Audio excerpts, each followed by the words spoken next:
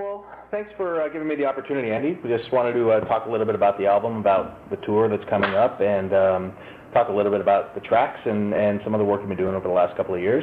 So tell me, when did you really first start working in earnest on the album? That is actually quite a difficult question because... Well, that's a good one to start with, I guess. Yeah, I don't know if I could actually put a date on when we sort of said, right, we are, this is now work for the album, because there are quite a few songs that have a long history. There are quite a few songs that were sort of lying around that weren't necessarily initially for OMD. So I'm going to have to pick some kind of spurious dates just to satisfy you. I would say probably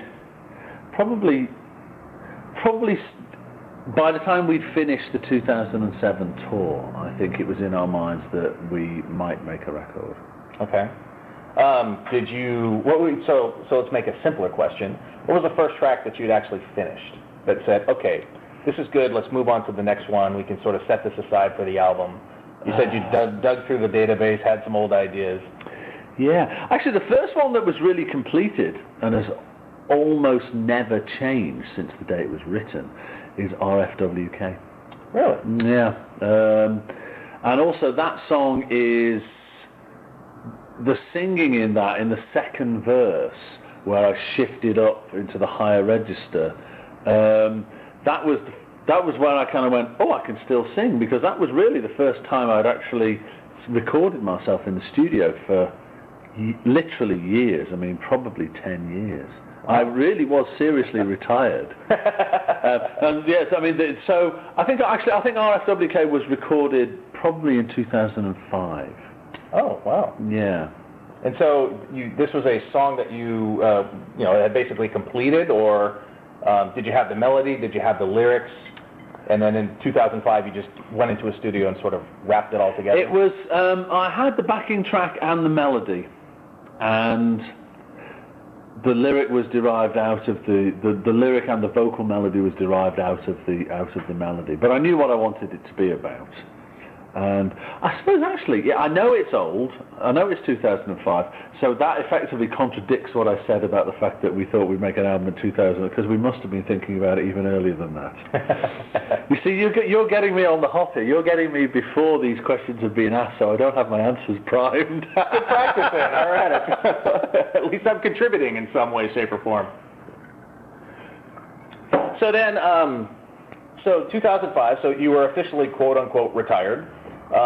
You'd gone on tour, you'd done the Philharmonic and all that. Was that sort of I call it the motivation, if you will, to say, hey, people still love to hear our music, let's really go back and sort of make an effort at writing some new material, or were those activities non-related? I think the first thing we had to reassure ourselves was that there was interest in us touring. I really didn't think that we would be able to play again. I didn't think there would be sufficient people would come and see us. When did you think that? It wasn't until we put the first 13 shows on sale and they all sold out that I was convinced that we had an audience,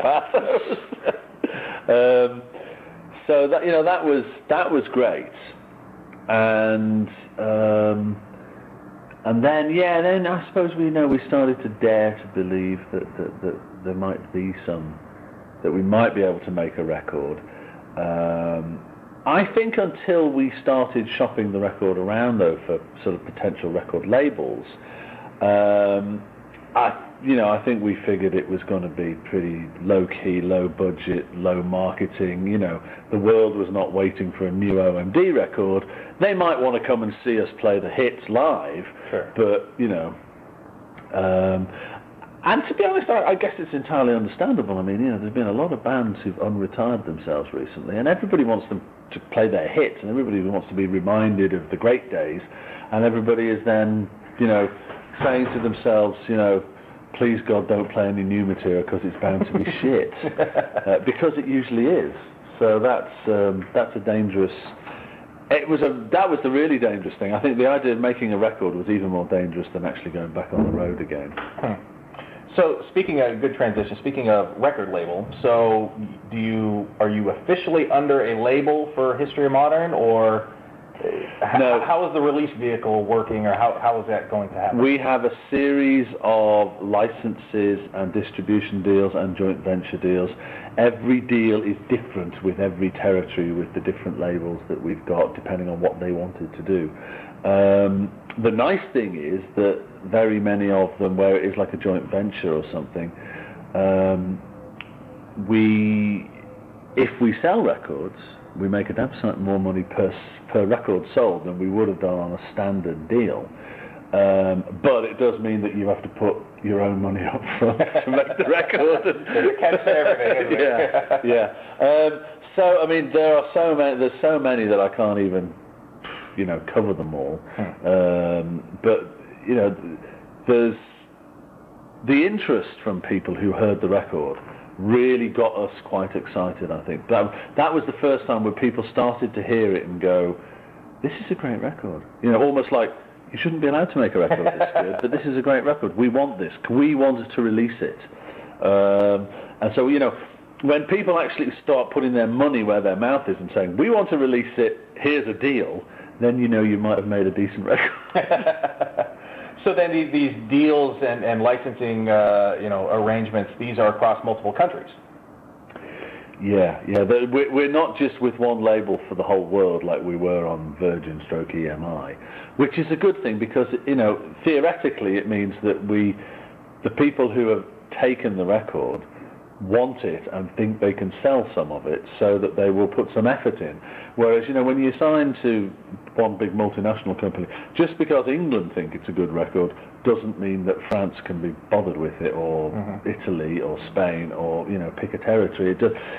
And there's nothing more soul destroying than trying your hardest to make a record and then finding out that you're not a priority act, in inverted commas. That's the dreadful phrase. Right. If you're not priority, then basically they're just shoving it under the carpet and hoping to spend as little money on it as possible.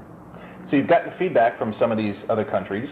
I assume some of these are non-native English-speaking countries, and their feedback is also positive? I'd imagine it's just got to be a very tricky ordeal selling, it's an uphill battle one way or another, since you haven't released an album in so long. But the feedback so far has been good? Oh yeah, I mean, the universal language of rock and pop music is English, so everybody's accustomed to people singing in English. And I think one of the strengths of this record is there's an awful lot of synthesizer melodies on it, like there used to be in the old days. And I always figured that one of the reasons why Orchestral Manoeuvres in the Dark sold internationally was because it didn't matter what your native tongue was, you could whistle the tune to Souvenir in your bath, regardless of whether you spoke French, Italian, English, or whatever. That's a good point. So then, across, well, I shouldn't say across the world, but across the countries you're going to release in, is the release date the same? No. It's slightly different. I think it's the 17th in Germany of September, it's the 20th of September in England. And off the top of my head, really, I mean, they're all slightly different. I'd have to go into my laptop and look. I think the Americans were going to release it in March of 2011, and I believe that the label that were on, Bright Antenna out of San Francisco, and the people who were distributing for them, decided that the record was so strong, and possibly because it was so strong, they might suffer from imports. They better go with the rest of the world. So, which is great as an American, obviously. I'm excited about it. So the release will be physical format and digital format? Yeah, pretty sure. I mean, I don't think we're going to be making any actual singles. Although, having said that, I think there may be some vinyl singles, but not CDs. Is that a trend now? Is the single, the quote-unquote single, is it dead? I think even more than albums, people tend to buy singles download rather than, It's the 99 cent, a la carte. Yeah, if you like a track, you buy it off iTunes. If people want the album, they might buy the physical product a bit more. And again, every country's different. I mean, I was asking various labels about this, and it seems quite amazing. You know, the percentage of download to physical record or physical CD. It is dramatic from country to country. You know, some countries are like 80-20 one way, and others are 60-40 the other, and everybody's different. But yeah, it'll be available in hard copy and download. They said vinyl. Yeah, there's the box has got the limited edition box has got a big, heavy, proper 12-inch vinyl album in it, like the good old days. And yeah, we're doing a 7-inch. We're doing a 7-inch. Yeah. Yes, we are, because I've been, I'm supposed to be on vacation, but I've been wading through emails, and there's been some debate about whether they could fit the original full-length version of If You Want It on a 7-inch.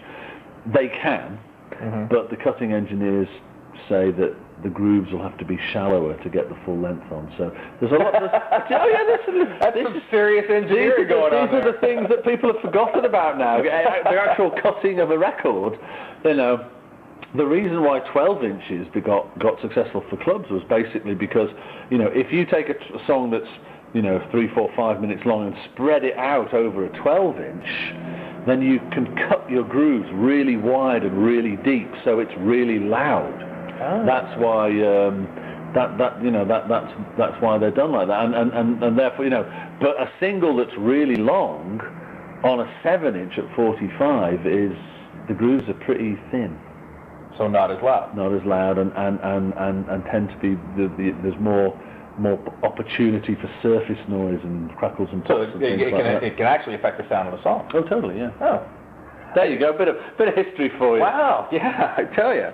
I do remember seeing a special on the making of a vinyl record, and it is a terribly arduous process of the number of discs and plates and things that have to be put together. It's crazy. So in England, you'll be able to get physical media, downloadable, obviously. Downloadable. Are you selling from the website? Are you selling the album or downloads from the website? I assume that we will be. One of the things that we've been keen to do with the new site is to try and make it a little bit more proactive in terms of the store. We want to sell more stuff. So yeah, we'll probably be selling it, but it'll be available through Amazon and various other standard outlets. Okay. So speaking about the box set, how's the reception been? It's been good. We planned to do 1,500. The German label came straight in and said, we want 500. The Americans came straight in and said, we want 500. And we are almost at 500 through the website. So the limited edition is pretty much gone. Wow. Yeah. But of course, we might get greedy and make another limited edition. Just don't tell anyone, okay? It'd be less limited edition. Yeah, slightly less limited edition. You hear that, folks? Order it now before it goes. Yeah. So how did you decide what was going to go into the box set? Correct me if I'm wrong, this is really the first sort of box set OMD has done, other than repackaging of albums together and things like that. It's really just a sort of goodie bag of what you want for Christmas. It's, you know, we listen to people and we want vinyl, you've got vinyl, okay. We want a making of DVD, you've got that in there, you know. We want the song lyrics, they're in there because they're not on the album, but they're on the DVD that goes in the box set. There's a little secret that I don't think everybody knew. In fact, I didn't know that. Thank God I bought a box set. All right. Yeah.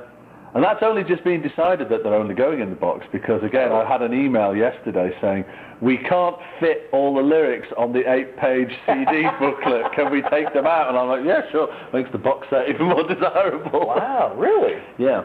Well, you know, otherwise they become so small you can't read them. You know, you have to be an ant or a child. But other CDs, this is feasible in other CDs. I mean, are the lyrics more verbose or? Evidently, yeah. We're only doing Well, for a start, there's 13 songs, which is more than many albums. Right. And there's some other stuff to go in there as well. Demo CD, right?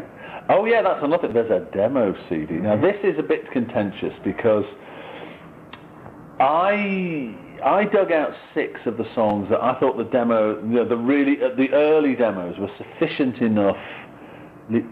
different enough to make people really interested. Like, oh my God, is that what it used to sound like? Wow. So these are demos of History of Modern tracks. These are demos of History of Modern tracks. There is one that I might actually change my mind about and not let people hear, because enough people hate If You Want It already without them hearing the demo when it was actually written for somebody else. That song was written for somebody else. That's why I stole the chords to Walking on the Milky Way. Okay, I know everybody's like, oh, it's like Walking on the Milky Way. Yes, it is. Okay, I stole the chorus chords because I was writing a song for somebody else, and I liked that chord progression. And then we decided we were going to do OMD, and I thought, sod it, I like that song, I'm having it back. But the original version of that has got real bass guitar on it, and get this, has a guitar solo in the middle A. No kidding. A big, fat, real, full-on shredding rock guitar solo. Wow. I think that might be too freaky for people. They might not be allowed to hear. Wow, a guitar solo. Mm-hmm. Because it was written for somebody else, and they wanted it to. So there's somebody else never used it though. No, they never did. Okay. It was never released. And then I'm having a debate with the label about, the demos that I gave them, the English label, before the record was finished, before everything was mixed.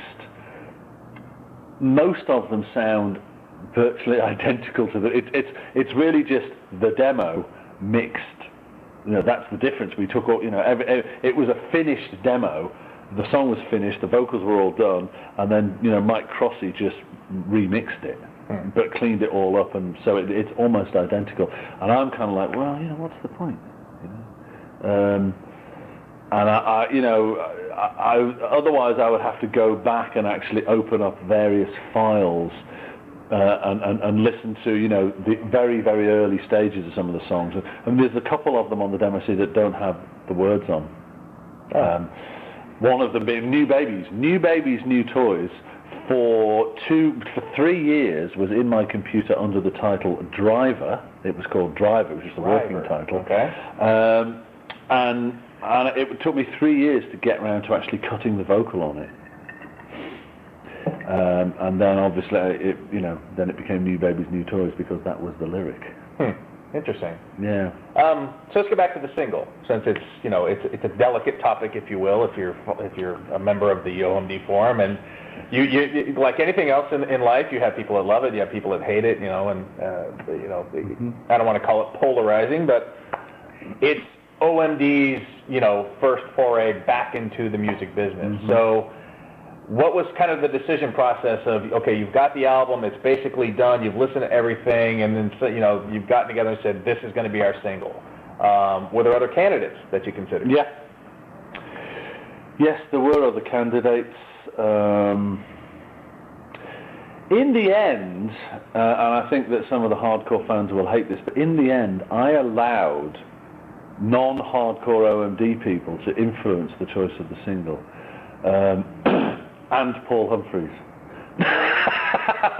So, which camp does Paul Humphreys fall into? Well, when I offered Paul the choice between Sister Mary and If You Want It, he was straight into the If You Want It camp. Okay. No, it was.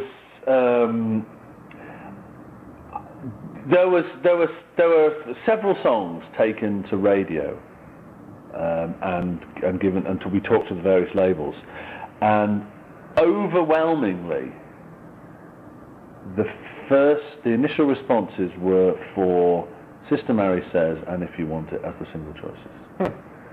And I know that both of those tracks offend some real hardcore or Custom Military Art fans, because they feel that of all the tracks on the album, those two, and probably they are the only two, could be considered to be pastiching OMD pastiching their own songs or their own styles. They've been done before. And I can totally see it. I mean, there is a reason why Sister Mary sounds like,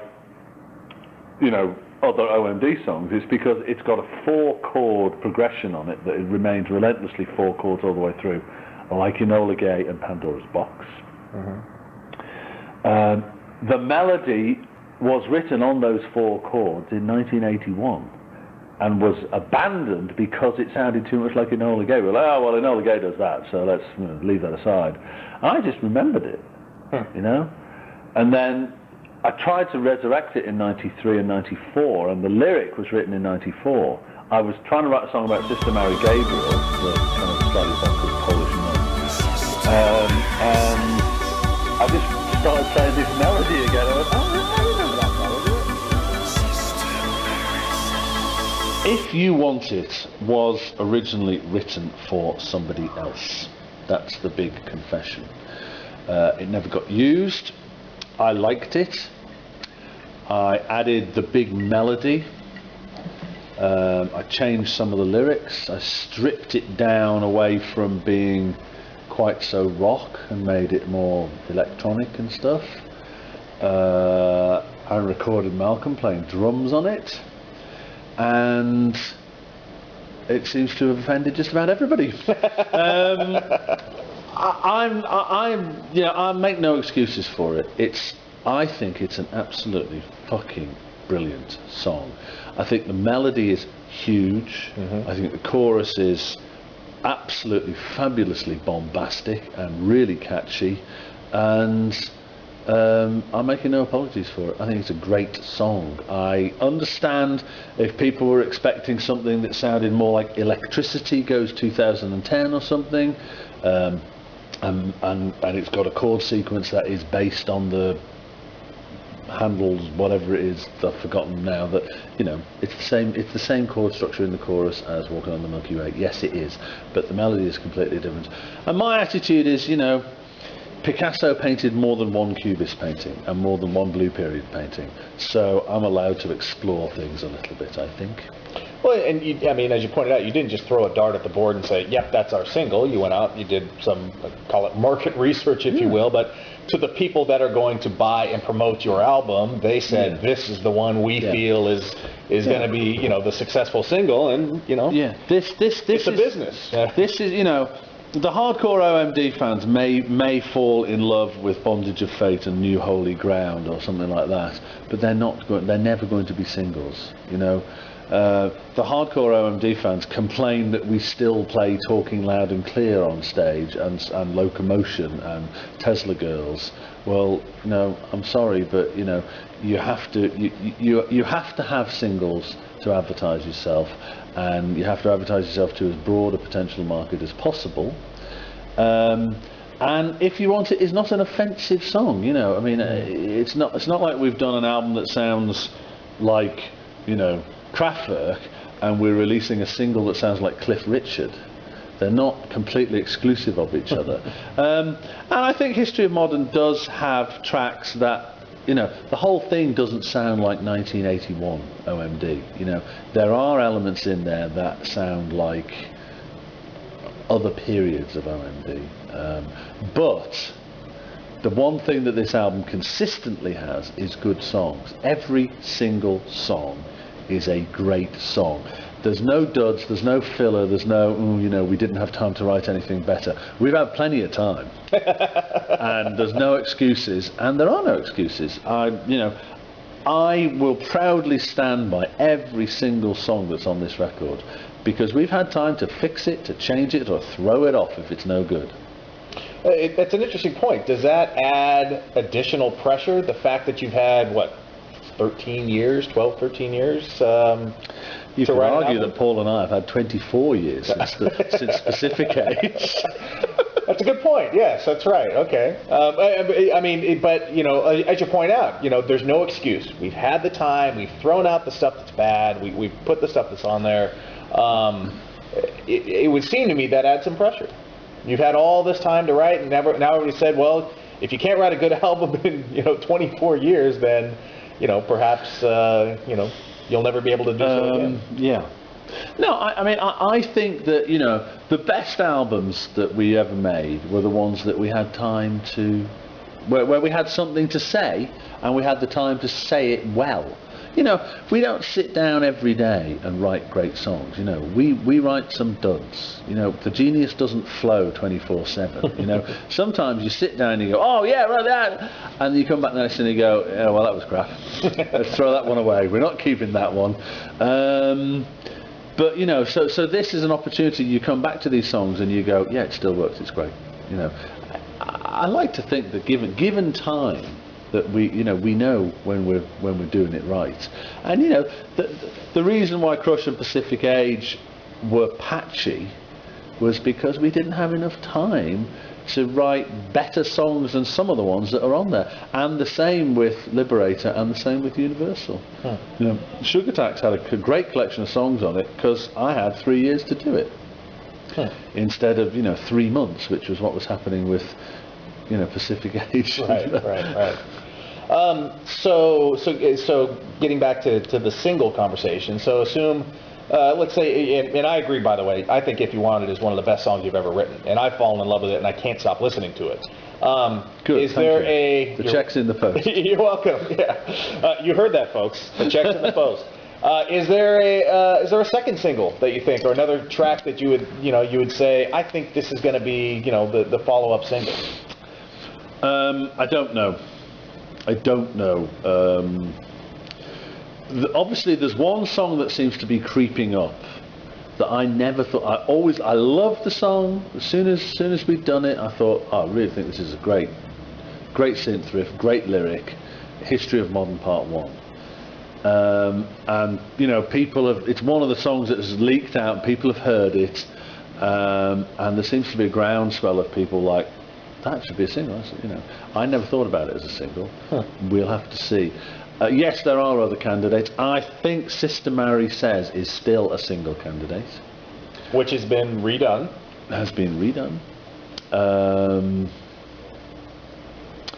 They would be the three obvious choices at the moment. But hey, listen, I never expected Maid of Orleans to be a single. Really? And look how big that was. So perhaps I'm not the best judge of singles, even though I do know that all the songs on this album are good. But there's a song called Pulse, which really polarizes people. I mean, I know you not particularly keen on Pulse. I wasn't going to say that. But it's Malcolm's favourite track on the album. So therefore, Malcolm. See, what the hell do I know, right? And a few. I mean, one of the wonderful things about this album, and I think that's a testimony to the strength of the album, is the few journalists that I have so far. That when Paul and I have been in Germany doing interviews, and we did a few weeks ago. When Paul and I have spoken to them, because we did some separately, we did some together. But we were speaking afterwards and said, every single journalist seemed to have picked a different song to rave about, which tends to suggest that there isn't one obvious great song and the rest is rubbish. Or maybe I'm deluding myself. They're struggling to pick a good song out of the bad batch. I don't know. But no, I think that Paul and I discovered this, that people were like,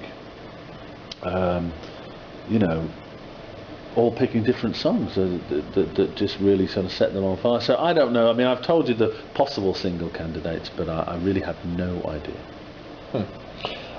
So we'll talk about Pulse and some of the other individual tracks because I was very fortunate enough that you let me. I've got to hear the album now. I've got to hear it more than once, and so I want to talk about those and kind of the background and strengths and weaknesses and all that. The one thing I will say is that Pulse. I'd be challenged to find any OMD fan that could compare Pulse to any other OMD song. I think it's something that's completely different, a completely different style, something I don't think you've ever done before. And so I think that's probably why it's polarizing. It's that, wow, I've never heard this. This is fantastic. Or what the hell is this sort of thing, Yeah. So let's talk about touring and live shows. You've got the UK shows. They're on the bill starting October, November. Yeah, 28th of October. Yeah. And so, have you started rehearsing? We have, yes. We were concerned that we could see a lot of promo coming. As it became evident that, you know, people were going to be interested in the album, so there was going to be promo to do. That actually, when the labels went to journalists and said, "Would you be interested in an interview?" people were going to say yes rather than no, the album's crap. So we weren't sure when we were going to get a chance to actually rehearse. So we started already in July, and I have to say it was great. We walked into the rehearsal room, the lovely Pacific rehearsal rooms in the basement. Smells disgusting.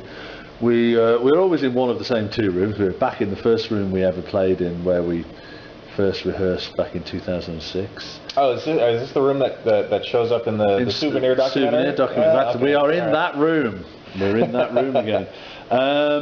We walked in. We hadn't played since halfway through December last year.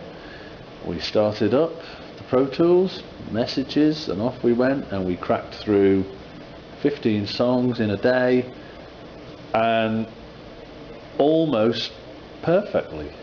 So it's got back in here now. We are retaining it. And we have also rehearsed that week. We rehearsed History of Modern Part 1 and If You Want It. We have not yet had the sit down with the band and discuss which other songs we're going to do. I will say we probably will not do more than 6 of the new songs off the album. Which ones, I don't know yet. So thus far, between the Bletchley Park show, the show in Germany, you've done If You Want It, History of Modern Part 1, help me out here, History of Modern Part 2? No, that was a Green. Radio promo. Green. We've Okay, done so Green. you've done We played Green at Bletchley. Okay. It seemed to go down very well. Are those the only 3 songs thus far? Yes. They are. Now, did you They are. rehearse for those ahead of time? Now, those were just you and Paul. Paul and I, yeah. Paul and I rehearsed those. Okay. And we stripped them down slightly. You know, they're slightly more simplified versions with slightly louder drums, actually, which you always have live. Live, the drums are always a bit louder to really cut through. And the drums are all sort of electro drums. They're not the actual drums off the record. Paul's got this set of drums now that he uses for our laptop gigs, so that they sound consistent. Yeah, they're the only 3 we've played live, but they've just been programmed off the laptop. So Now, does that mean they have a very good chance of carrying over and being part of the set later on? well, I've told you we've rehearsed 2 of them, so yes, they're good. I'm not wasting my time rehearsing songs that aren't in the I'm set. not asking you to divulge secrets or anything. I'm just... I would like to keep it secret, some of the songs we're going to do, because Sure. I think that will be hopefully a pleasant surprise. But yeah, as I say, probably no more than 6, 5 or 6, I think. Okay. Will be. So, I have to ask this question. What are the odds of OMD playing in the States? At some point in the future. They've improved. Okay. They have improved. We have an agent. We have a label. 2 good signs. Yeah. And they are trying to put together a tour for us in the States, starting at the end of March Okay. in 2011. So this is a stay tuned. Yeah, story. but this is on our wish list, and we've asked them. This is what we're trying to do. This now. This is what we're trying to do. We've got to get the budget right. We've got to get the whole thing right.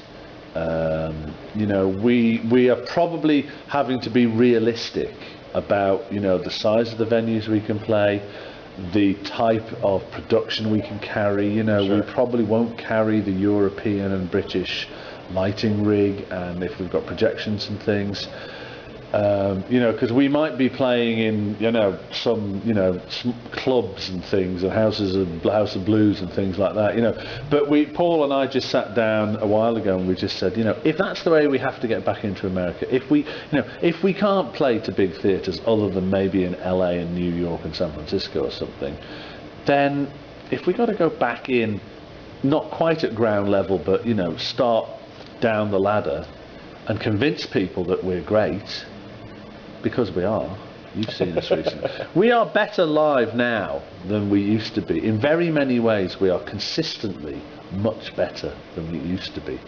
I think that the gigs have been absolutely fantastic that we've done in the last few years. Yeah, I would agree. It has to be a comfort level. Like you said, I mean, you take such a long break off, you come back in, you're just learning how to play everything. But with 3 tours, I guess, 2007, 2008, and then the Simple Minds tour, it's no surprise that you can go back in and knock out messages sort of with your eyes closed, if you will. And I think that comes through, that okay, this is what I do. I'm in front of an audience. I'm playing bass guitar. I'm singing. And look, there's Paul, and there's Martin, and there's Mal. There just has to be that familiarity that comes back that, hey, we've done this for 20 some odd years and did very well at it. And so in terms of the History of Modern tour, you mentioned projections and things like that. Do you have any ideas, or have discussions happen as to, I think you set the bar in 2007 with the video screens and the production. Tell me about it. A very expensive bar as well. Any thoughts on what you're going to do in that area? Have you? I think we're going to try and carry projections, and I think we're going to try and go for something that's 3-dimensional. Wow. When we did the filming of the 2007 tour, the Hammersmith Apollo, we put some LED screen stuff on the risers as well, which gave it staggered 3-dimensionality. I think we're going to try and recreate something like that if we can. We will still be using some of the films that we made for 2007. I mean, I don't think they've been exhausted. I think they look strong. But I think that a combination of lights and projections. I think that the screen was really dominant in 2007. I mean, yes. it was fabulous. It worked. I mean, and I'll be honest with you. It was quite frankly, it was my security blanket. I was thinking, we are going to start this show with Architecture Reality followed by Sealand. 10 minutes of pretty ambient music with some middle-aged blokes on stage. I think we might need some films down the sound. So that was the original thinking, and I love that screen to death, but it was just killed us financially. So we've got to find alternatives. Sure. But we'll. I don't know what it's going to look like yet. I've been speaking to the lighting guy. He's going to be designing stuff. He's putting his head round stuff. He's got the album. We'll see where we go. Are there other other than the UK, Europe? We talked about America. Are there other parts of the world that you're keen on possibly touring or have shown interest? Australia, the Asia Pacific region. I would love to go to a lot of places.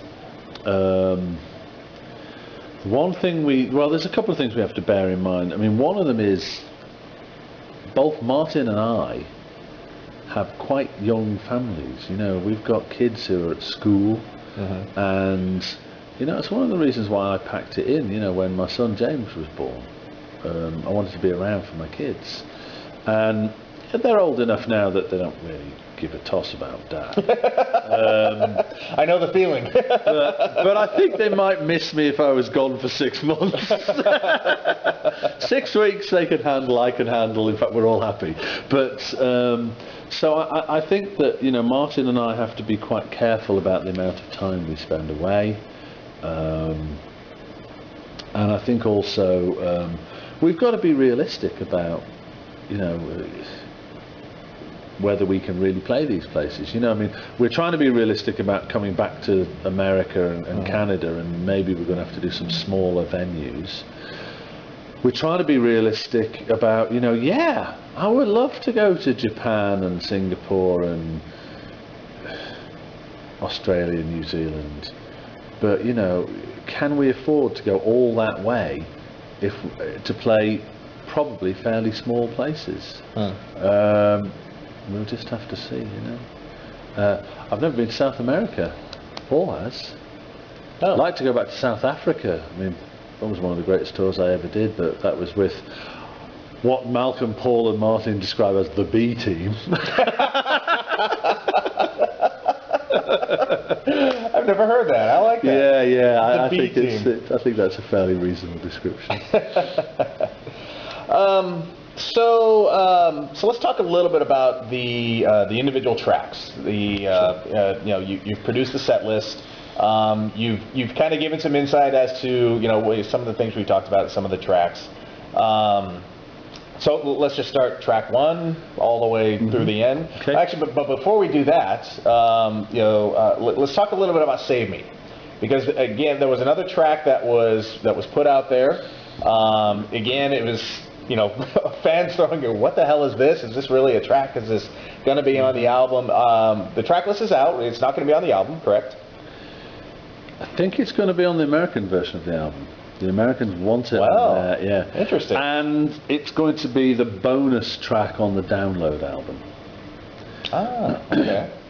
So, because it's fun, I can see that it offends the purists, but we sampled ourselves. If anybody's allowed to sample OMD, surely it's Orchestral Moves in the Dark. We sampled Aretha Franklin, and we've got permission to use her. It's been programmed by Orchestral Moves in the Dark, and I'm sorry, but throwing your hands in the air, going, "Oh, it's sacrilege to do that to OMD, to messages."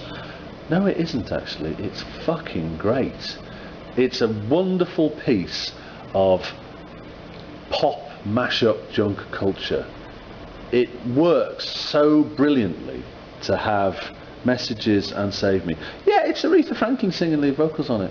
It's not me. Well, big woo, We've had Martin Luther King on lead vocals before now. We've had Richard Nixon on lead vocals in Apollo 11 before now, Aretha Franklin, I think, is... It's an upgrade. Yeah. At least she's a singer. Yeah. Really, some people just need to just sit themselves down and have a little word with themselves about the things that are important in life. It's a really great pop song. It's really great fun, danceable and cheerful and wonderful. And I'm unrepentant, so screw them. I'm sorry. It's a piece of fun. I can understand that, it got leaked out and we just let it go. We weren't going to complain. We just let it go. We have subsequently said, no, listen, actually, this is what we want you to play. Don't play that. Right, that was just a little mad idea that we thought we'd have a bonus track. And that's what it is. It's a bonus track idea. Now, once we've established ourselves and we've got the album out and everybody's heard it, and hopefully all the people who are frightened of it being crap have gone, oh, actually, it's great for you, wonderful, then maybe they'll calm down and relax. And hey, maybe we'll chuck Save Me into the clubs next year and see what happens.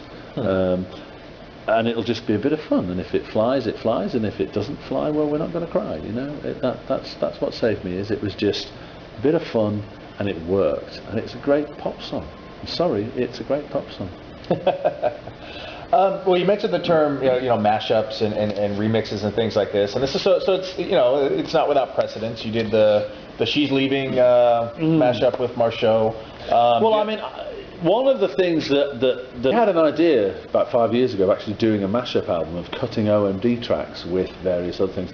I mean, the whole mashup thing is probably a bit old-fashioned now, so it's being done, and it was impossible. There was no way we were going to get a mashup album out because nobody's going to make any money out of it.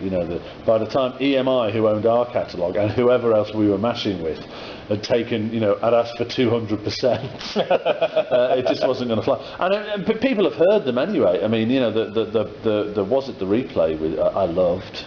The Ponder Replay one with Was It Something I Said. The Grace Jones, Talking Loud and Grace, is fantastic. I had a great time. It was great fun. I was cutting and pasting and having a laugh. But no, so it's a hangover from that album. Basically, it was a leftover from that. So, are there plans to remix, do any sort of I guess you call them 12-inch mixes of any of the new tracks? Oh boy, yeah. I mean, there's already about 9 have come in for If You Want It. There's a Marceau version of If You Want It, which is pretty cool. It doesn't have the girls on it. I didn't have time to go over there and record them. And there's a version by Alex Macheras as well, IT95.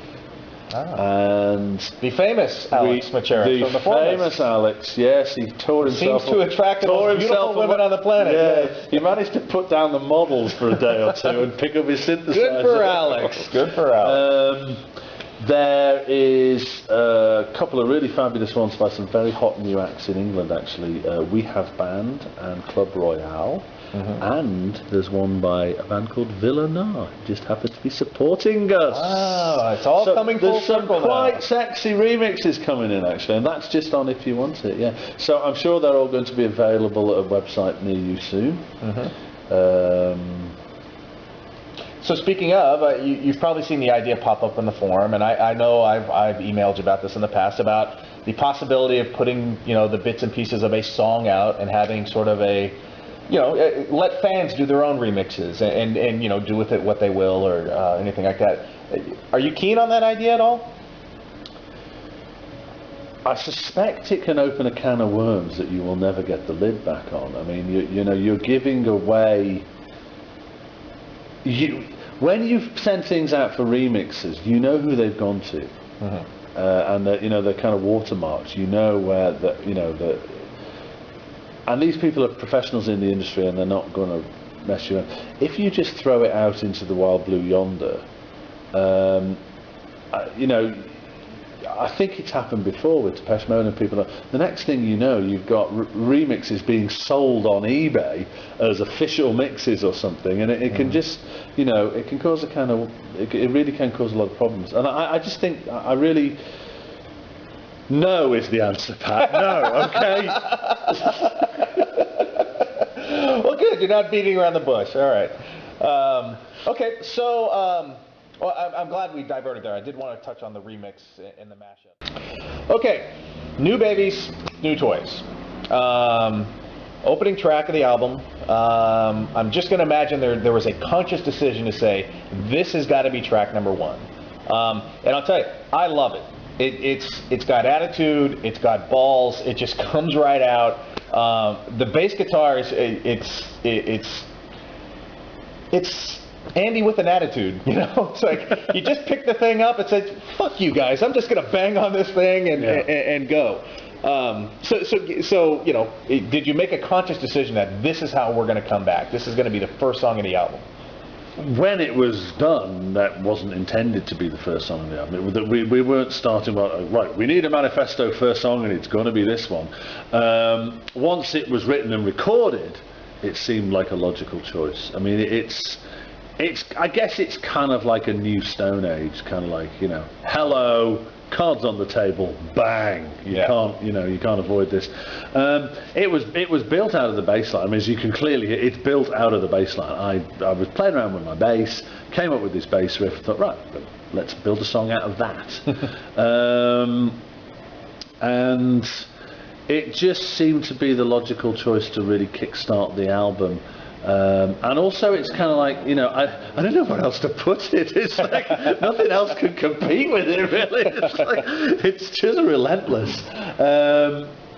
And it's a really great way to start the album, and in some respects it's quite nice because it's me almost in some respects rejecting what I did for 10 years when I retired. It's about how shit the music industry is, specifically the manufactured pop end of the music industry, which I got into for a few years, and so that's what the reference is to New Babies, New Toys, and or if I may take a lyric out, there's no heaven, there's no hell.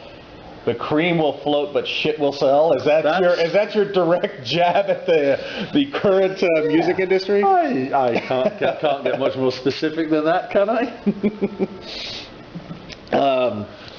Were there ever thoughts of, was that? Well, I guess what we talked about earlier. I mean, to me it seems it may have the strength to maybe be a single. Yeah, I'd never thought about it as a single. I know, it's my wife's favourite song on the album as well, actually. So I didn't think she'd go for one that was quite so... You see, I thought it was quite aggressive and in your face, but, I got people saying to me, oh, it's so catchy. And I'm like, is it? Yeah, it is. apart from the bit that you thought was a girl singing on it, was actually me. But There are some very high vocals, and I'm going to lay that disclaimer. I could have swore that was a female, but no offense. hey, I can still get those notes at 51, you know. Okay, number 2 is... Number 2 is If You Want It, which we have discussed, I guess. We've discussed. All right, so then what's number 3? History of Modern Part 1. History of Modern Part 1. Well, let's just dive all the way back to the OMD forum, which of course I'm a member of and you're a member of, and we read it all the time. This is the great debate that's happening, right? There are teams forming, if you will, of I'm on team If You Want It as a single, and I'm on team History of Modern 1 as a single. And you mentioned earlier, you never thought of the track this way, but tell me a little bit what it's about. Lyrically, it's obviously very interesting. It's sometimes songs lyrically take on a life of their own. You can sit down and decide you're going to write a song about something, but when you start writing the lyrics, when you start singing them, the words just come out. And even though you wanted it to be about history of modern, it actually turned out to be about the end of the universe. But it was called History of Modern. It was on my computer as History of Modern, and I love the song. Lyrically, I loved it. I love the idea about, you know, everything that's on this world, everything that's in the universe, everything that exists will at some stage no longer exist. And the question is there sufficient dark matter in the universe for it to collapse back in again and there be another big bang so that all of the matter will be recycled, but nothing will remain of the previous universe? Quite an interesting thought, that. Yeah. Unless, of course, thought transcends the making of the new universe, in which case, is the thought from the previous universe, is that God? So the usual subject for an Andy lyric. You're well over my head at this point.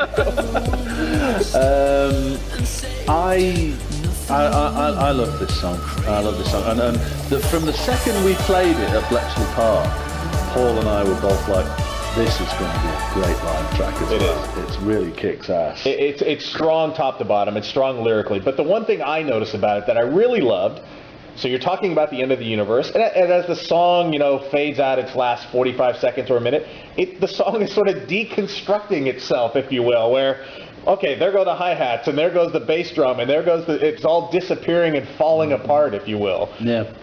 I suppose, I mean, nobody until you had mentioned it had suggested to me that is a way of reflecting the decline and collapse of the universe in the same way that the song declines and collapses. Does this mean I get a royalty now? No. Okay, all right, just had to ask. But I like what you've tuned into there, because maybe unconsciously I quite like the fact that it seems to degenerate and collapse at the end. It's quite frankly, in reality, it's just the fact that, you know, when you're writing a song, you put the drums in and you just go, right, copy that 120 times, and then you copy that 100 times, and copy that, and then duplicate that and repeat. And then when you get to the end of the song, you've got these varied lengths of things where things just have been repeated so many times and then they stop. And you just let it play and you go, oh, I quite like the way it just that stops and then this falls, but then that falls and then that comes back in again and then stops again. But yeah, it's I quite like the fact that it sort of slowly just peters out. And of course that is then followed by History of Modern Part 2, which used to be called Idea 2, when Humphreys and McCluskey got together, and Idea 1 was the first song that we wrote together for the new album. Is this an indication that you're just flat out running out of title ideas? No. In fact, Idea 1 is going to be... I think Idea 1 might be the bonus track on the single, actually, the download. Idea 2 was next. These are tracks that Paul started. So he would send me files, and so it just. In the order they arrived, there was idea 1, idea 2, idea 3, and idea 2 became History of Modern, and it was because I was in the same way that there were 2 Joan of Arcs. I wrote Maid of Orleans. I was going to bring that point up. And when I'm not sure that's working, so determined I was going to have a song about Joan of Arc, I wrote another one. And then it was the boys who actually said, "Oh, I quite like that Walsey one. We should do that as well. That's quite a good song." So I realised that lyrically, History of Modern Part 1 wasn't about History of Modern. No. So I was determined. So when Paul sent me idea 2. Are you following this now? You've got the. Yeah, I have the chart up here on my wall. So when Paul sent me the parts and I started working on it, I immediately, in fact, I got the chorus immediately. I was just going to shuffle it around and just have a look at it, and I think I was going away for a week or something, and I just said to Paul, "Well, I'll have a look at it," and then. I got the vocal melody immediately for the chorus and actually lashed in a microphone and sang it into an SM50, and in fact it's still the same vocal I recorded, the first one I recorded, the demo vocal lashed in, and then I wrote the lyrics a few weeks later for the verse. But so that was the second idea that Paul and Andy started working on the album, and it became History of Modern Part 2. But the 2 songs, I at least when I hear them, they don't certainly sound similar. I think they stand on their own, right? I think they're, yeah. It's just, I guess it's an odd coincidence that one is called History of Modern 1 and History of Modern 2, but Joan of Arc and Maid of Orleans really don't sound similar either. It's just a coincidence in titling, I guess you could call it. Well, just you wait, there's History of Modern Part 3 and 4, which are joined together as one song. For fuck's sake, are you kidding me? Oh, no, I'm not. No, I'm not. You're just going to beat that History of Modern title to death, aren't you? Yep. Okay, so what's next? Well, next is then Paul Humphrey's favourite song on the album, a song called Sometimes. With a really lovely vocal, gospel. It actually, it takes a vocal from a famous gospel song called Sometimes I Feel Like a Motherless Child, which I originally sampled and then had to recreate. And I got a fantastic singer called Jenny John from Liverpool to recreate it. Oh, that's a real person singing that. It's a real person singing it, yeah. They wouldn't let us use the sample, so we had to recreate it. It's sung beautifully. When people hear it, I mean, it's... Well, the thing is, it's pitched to hell. It's not the original key. Oh. And poor old Jenny John, I pitched her up, I think 7 semitones at one point. So it doesn't sound anything like her normal singing voice. But it's a beautiful song. It's really melancholy and beautiful. And I've already had, somebody already said to us, it sounds like Moby, and we're like, well, you could argue that Moby sounds like A Customer of the Dark, actually, because we were sampling gospel. Somebody was there first. Yeah, exactly. But yeah, it's beautiful. It's really quite heartbreakingly melancholy and beautiful, and it's Paul's favourite song on the album. Wow. And so this is sort of the first slow track of... It is, yeah. I mean, because you come out, new babies, new toys, the 2 History Moderns, and if you want, you're just going at a breakneck pace at that point. The first 3 in particular are right down your throat. Yeah. Then it softens a little bit with History of Modern 2. Yeah, sometimes, and then I mean, really the 3 songs that close side 1. What's that? What are you talking about? There's no sides to a CD. There's no sides to a digital download. Do you know what it was? I think we just decided that there was too many tracks to think about them in one long beginning to end. I think I certainly always preferred the idea of, there's a side 1 and it runs and then it stops. And then the side 2 and it runs and then stops, and so psychologically I'm not trying to be just retro. And Paul quite liked the idea of just dividing it into these separate things. I don't know whether we'll do it again. So following on from Sometimes is RFWK. Now, Some people know what that means. Yes. You divulged it. Do you want to divulge it again?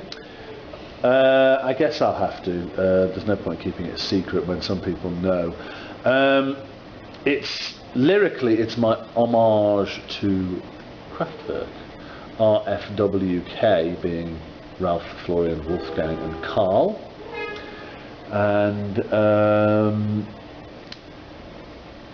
And also musically, it's because it was always intended to be an homage to Kraftwerk. Musically, it's kind of like OMD play Kraftwerk in the style of Almost. Interesting. That was the theory, anyway. Okay, all right. I guess I can kind of hear that. And I love the song. It's really, you know, I'll it's a love song to 4 German men from an Englishman. Boy, okay. It's a thank you. It's sung out of all the tracks. It just when you hear it, it's sung with great passion. It's probably the best vocal performance on the entire album. I'm not knocking the others. I'm just saying when you listen to it and you hear it, it just comes across. It's just very emotionally powerful. You can tell that this is something, you know, this is, like you said, an homage to, you know, the band that I guess got you on your path, if you will. Yeah.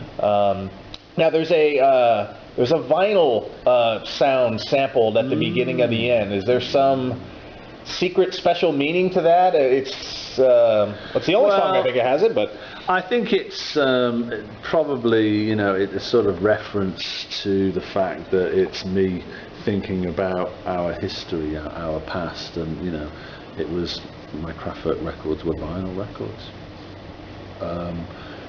It just seems to be. It just seemed to work. It's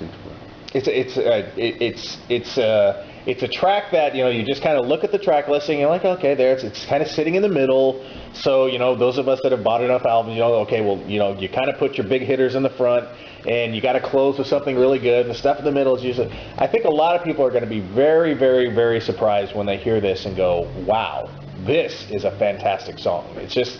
It's a hidden gem, I guess you can call it, if you will. Yeah, great. It's you know, it was, as we said earlier on, it was the first really complete finished song for the album. And so maybe, you know, maybe that was a good omen. It's a good way to start. Yeah. And then side 1 finishes with the freshest, newest, hot off the press track. So this is when we take our CD and we flip it over. Is that? No, this is just before you flip it over. Oh, okay. All right. Just before it gets to the run-up. The last track on side 1 is New Holy Ground.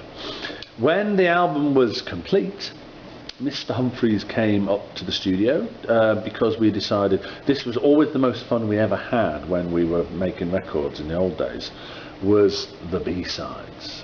You know, because the single was chosen, the album was done, everything was boxed off, but we needed some B-sides, so we just had carte blanche. We could do what the hell we wanted, and that's possibly one of the reasons why, you know, our B-sides seem to be so cherished and revered by people, including ourselves. Some of our favourite songs are our B-sides. And so, yeah, you know, Paul came up to stay at my house and the studio for a week, and we were just going to try and put together have some fun just doing some, you know, bonus tracks. They're not B-sides anymore, now they're bonus tracks. And the first thing, you know, he had some ideas, I had some ideas. I said, I've got this walking sample. And Paul was just like, oh yeah, I like that, let's make something out of that. So I looped the walking and put some reverb on it, and Paul just kicked up cello off the Mellotron, laid down the bin, and I was like, oh yeah, all right, I'll record that for 3 minutes then, yeah, fine, right. And whilst he was just recording, this is how we do our linear songs. He's like, well, put that down for 3 minutes then, yeah. But we weren't copying it. We decided everything was going to be played by hand for this. So whilst Paul was, I started writing lyrics, and he was like, have you got an idea? I said, yeah, keep playing. No, keep playing, get it right. I'm still in record. But yes, I've got a lyric idea already. So then he went back and he said, well, let's fill it out with some sort of like Selena strings or something, like, you know. So he had a little play with the strings and things, and he got a really good idea going. And whilst he put the strings down, I finished the lyrics. Wow. Yeah. And You wrote the lyrics from this song in a studio jam session, if you will. Yeah. Whilst Paul was Amazing. laying down the 2 keyboard parts, this was really, we were flying by the seat of our pants. And then we went, and I cut the lyric. And then we moved it around and made space for a mid-late. We dropped everything out, put a bass drum in, and put some Mellotron boys choirs in. And the whole track, I think, probably has no more than 9 tracks on it. No more than 9 actual tracks of recording on it. And it was written in less than 3 hours. Wow. And but within 2 days, we were so excited by this song that we actually called up the record company and said, okay, stop everything, we've got a new track for the album. Really? Yeah. Wow. Yeah. And it's I've never been much of a ballad guy, but it's very hypnotic. It's and I guess kind of jokingly, if there's one band in the world who could take a sample of somebody walking along a corridor and turn it into a fantastic song, it's OMD. I thank you. And that is how side 1 closed. Okay, now we flip our CD over. Yeah. Which is nice because you get this kind of like, you know, it lets down gently with New Holy Ground. There's a bit of a pause whilst you turn it over in your mind, and then you've finished walking, and what happens next? The steam train arrives. The future, the past, and forever after comes steaming in with this boom, boom, boom, boom, and off we go. We were trying to create a song that sounded like an Italian futurist painting. For those who are into their art history. Well, you know, because, you know, the album is history of modern. It's the song actually. I had the idea and the lyric back in 1991. This song's 19 years old as a sketch, but the finished version with all the bits in it and all pumped up with the sequences and everything was just done last year. And I like the fact that it starts the second side with a bang, and it's. I think it was quite interesting trying to, trying to visualise, a futurist, because the Italian futurists were fascinated by speed and strobing lights and car headlights and trains and aeroplanes.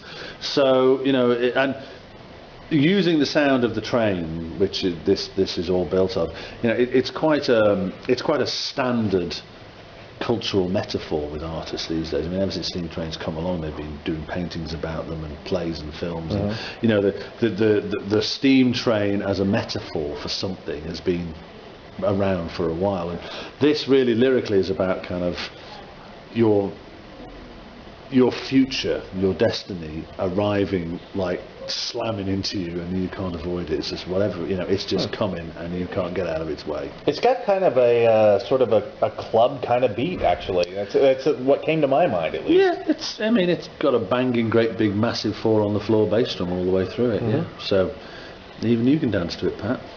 But we're not going to try that. So Pat dancing is usually bad news. So okay. And then, of course, another contentious song, Sister Mary Says. Sister Mary Says, okay. Been completely, it's been redone. So everybody's heard the demo, people have downloaded the demo. Again, probably a polarizing type of song. Oh, this is Enola Gay, we talked about this before and all that. But you've redone it. Any particular reason why? I think that I think there was a feeling that maybe we had pastiched ourselves, and the style we'd done it in. It was like we'd done it in the style. I'll admit that the bass synths and everything. So I think that to rework it.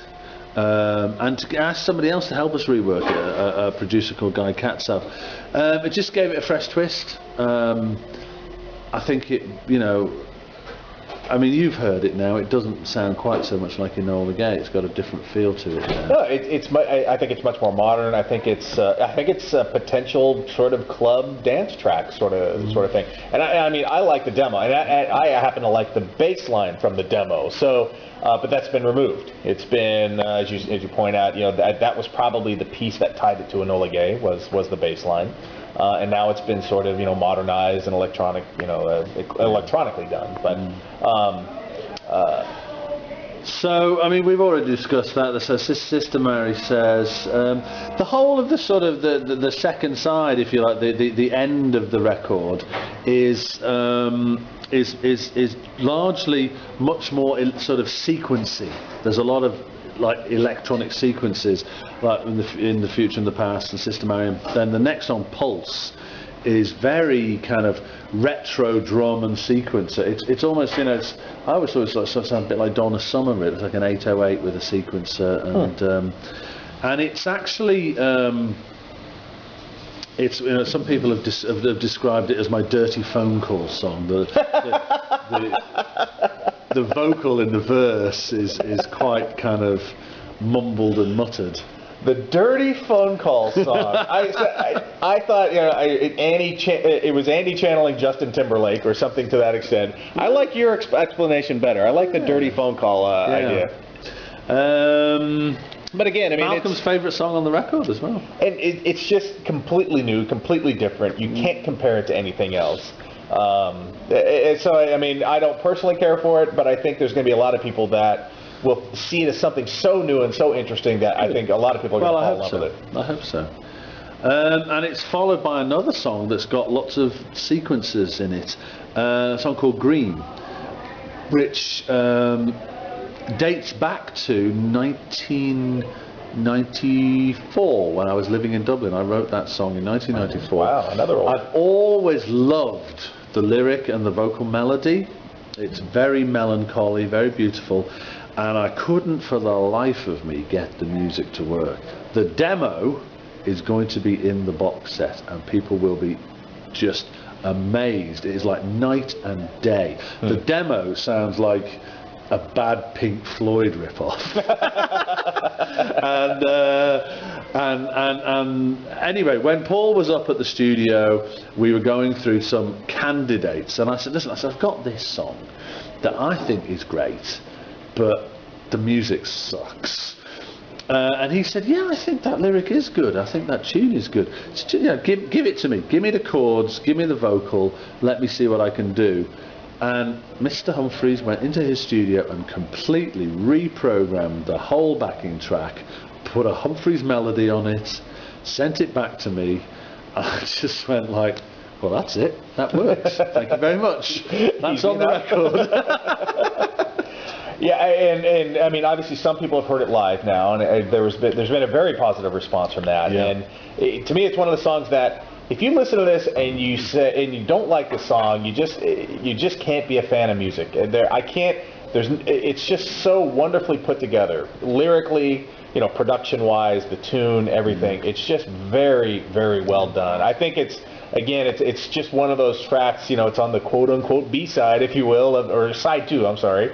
That it's just another gem that people are going to find it, hear it, and fall in love with it. But I have to ask, how does the title fit the song at all? Where does that title come from? It's a working title that has become a title. I was so accustomed, because it's 16 years old, I've become so accustomed to calling it Green. Paul became so accustomed to calling it Green. We tried to sieve through the words to find something in the lyrics that would be a good title for it, that it would be something. I don't know. I was thinking it might be I guess Idea 4 would make as much sense. Yeah, or History of Modern Part 93. I don't know. Once again tonight, waiting for the light. I mean, I was going to call it The Night, and I think somewhere it leaked out that it was going to be called The Night. And then I just thought that was a really clunking The Night. Anyway, it's gone back to its working title. So Green means absolutely nothing to the lyric. It's just the working title. But it's a beautiful song.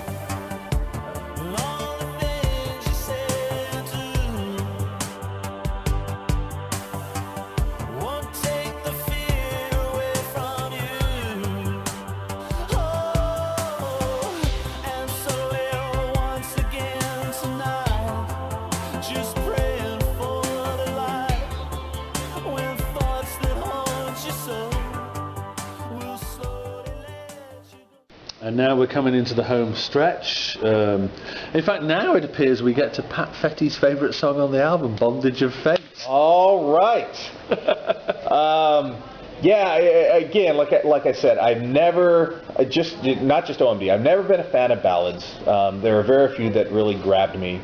But this one is, I don't even know if you can call it a ballad. It's, again, here's what, I think it's a combination of Maid of Orleans and Romance of the Telescope.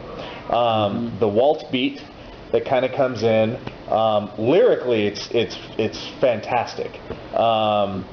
Just the line, it's a beautiful burden, the bondage of fate. You could sit there and chew on that intellectually forever and try and determine the meaning.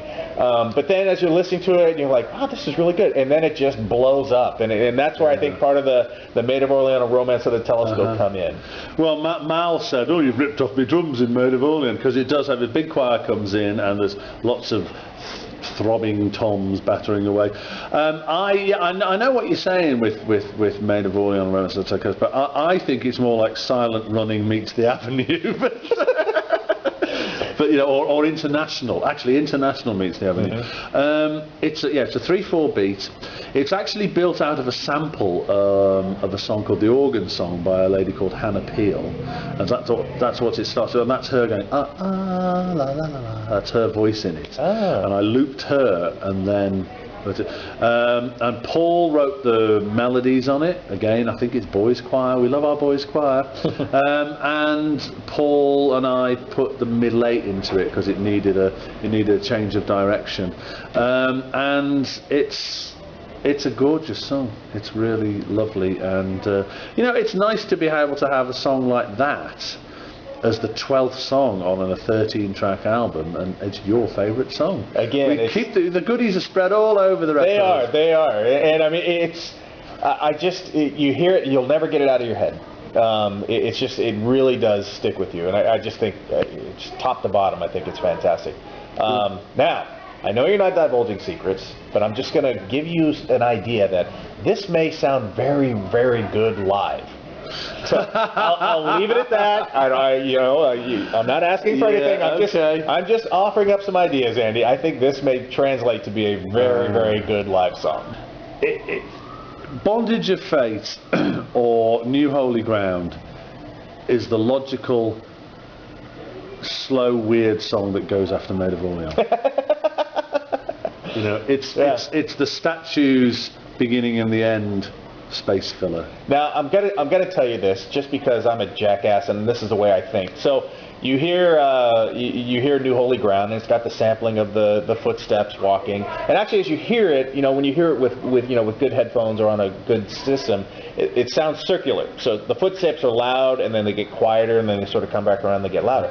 So if you were to do this live, because I don't believe there's any drums, so you can have Malcolm in a pair of high heels or something just sort of walking around the stage, simulating the footsteps, instead of telephone flags and anything like that, you have Malcolm walking around and... Pat, if you can persuade Malcolm to walk around on some mic'd up stilettos, you're a better man than me. If he hears this, he's never going to speak to me again. I thoroughly realize that. So. Yeah, well, you'd be lucky if he didn't. I've been trying for years to get him to stop talking to me. No, I think your chances of that, as Malcolm himself would say, you've got two hopes. No hope and Bob hope. Okay, let's leave it at that then. Well, final track.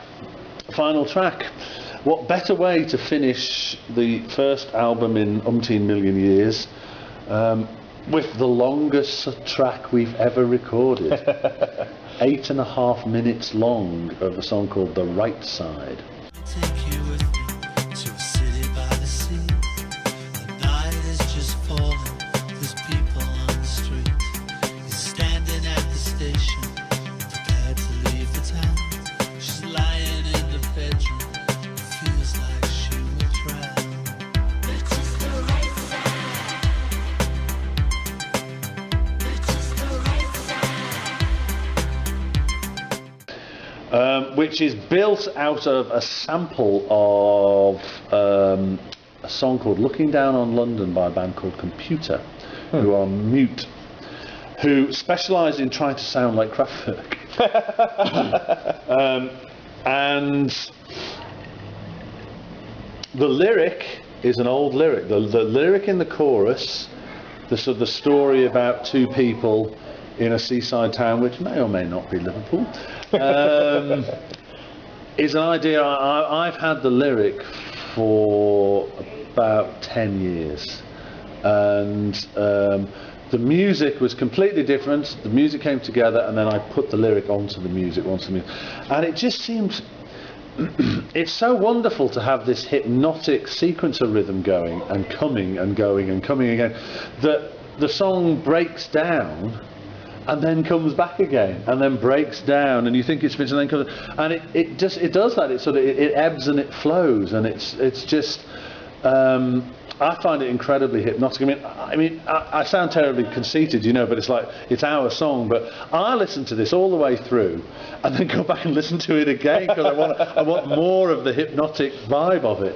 It's a really lovely song, and I think it's a wonderful way to close, because it just, you know, when you get to the end of it, even though you've had 8.5 minutes of it, you want more music. You've just been hypnotized into thinking, I need to have something else now.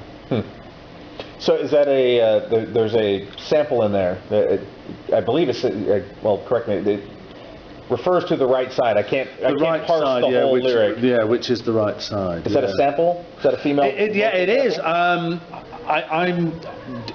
I don't know where I got it from, which frightens me, actually. I'm hoping to God it's not. I think I got it off one of my, like, Vox Spectrals, because in Sometimes there's a female voice that says, come on, just chill.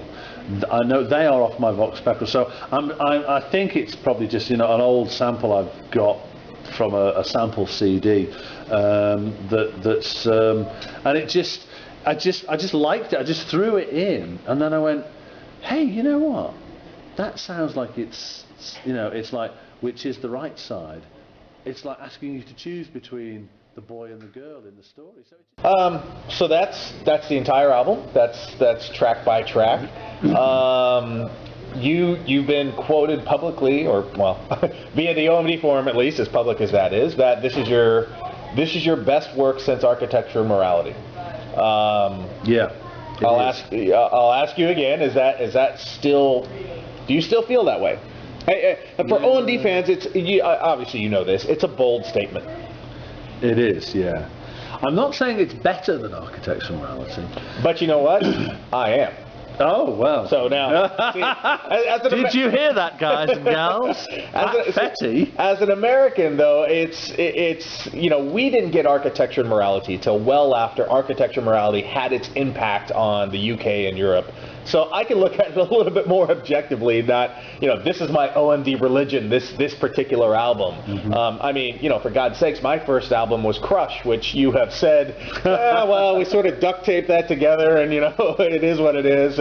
But I just think, you know, even when you listen to Architecture Morality, which of course, you know, the concepts you've been talking about, you know, side 1 and side 2, we all listened to it on vinyl, right? That's when we first got it. You know, it was put together so that the tracks flowed a certain way, and you've gone back and taken that concept here. You've been very cognizant about that.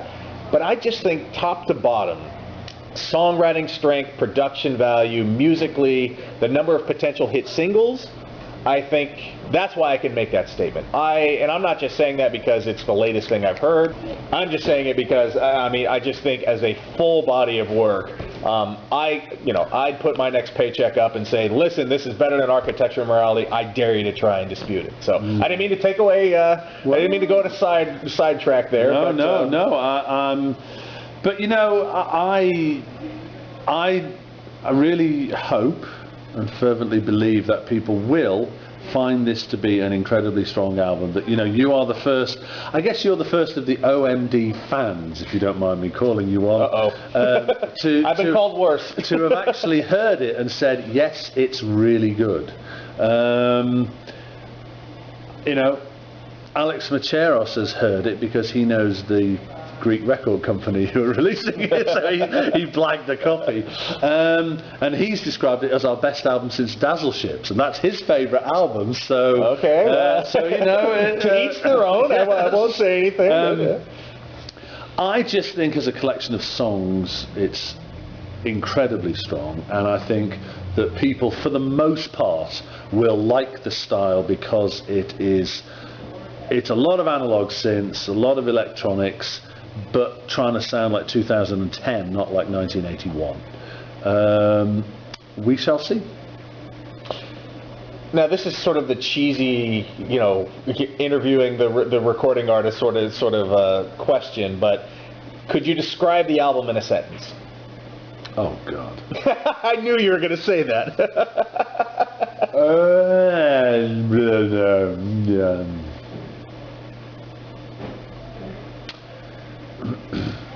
Well, yeah. Okay. It's orchestral maneuvers in the dark history of modern. That's such a piece of shit cop-out. Damn it. Pat, listen. It is called History of Modern for so many reasons. And I think that the title goes with the fact that we're making a record after all this time. The songs and a lot of the lyrics in the songs and a lot of the references, both musically and lyrically, are aware of, cognizant of the place that we find ourselves, what we're doing. I'm not saying it's self-referential, but we have to be aware of what we're doing, and we have referred to it in the, in there. But we've referred to ourselves in our own songs for years. I mean, Walking on the Milky Way is sort of semi-autobiographical. Pretending to See the Future ends with the lines, "See you the same time, same place next year round with the same kind of product and a similar sound." That was before we'd even signed a record contract. So as you've gone through it and made the album, you've referenced that you've gone back to a lot of old ideas and kind of brought them forward and reworked them.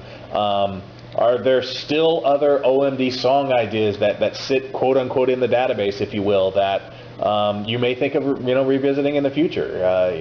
I guess I'm dancing around the is there a possibility of Yes, more there new is. material coming from OMD in the future? There is. Paul and I have already started talking about another album. And this one hasn't hit the stores yet. Yeah, exactly. Idea 3 didn't make it onto the I can't wait for History of Modern 741.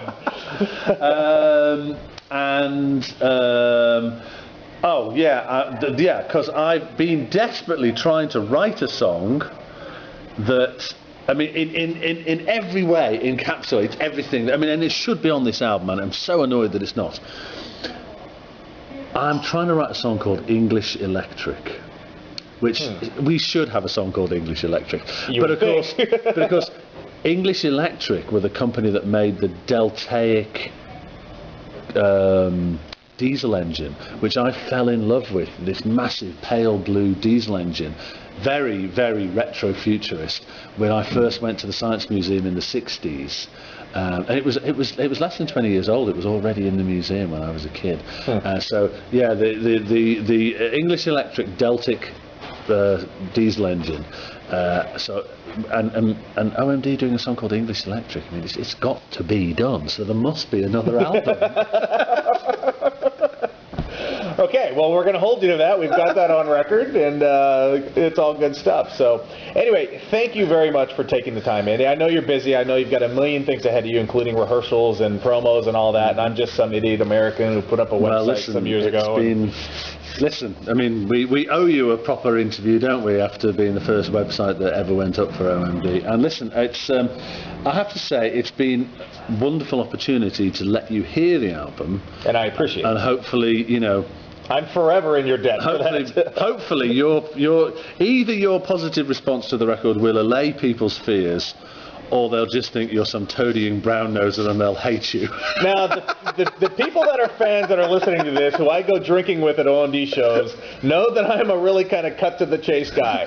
If I meet somebody and say, wow, you're an asshole, or that's shit, that's what you're going to hear from Pat Fetty. Mm-hmm. So, and I'll admit, like I said, I don't like all the songs on the album, but I think 11 out of 13 is pretty good batting, if I can use the baseball reference. So, but again, thank you very much for allowing me to hear the album. I hope you sell a billion of them. I really do. I think it's fantastic. Reality suggests that we will not sell anything like we used to, but we chose to make a record knowing that we wouldn't sell as many as we used to.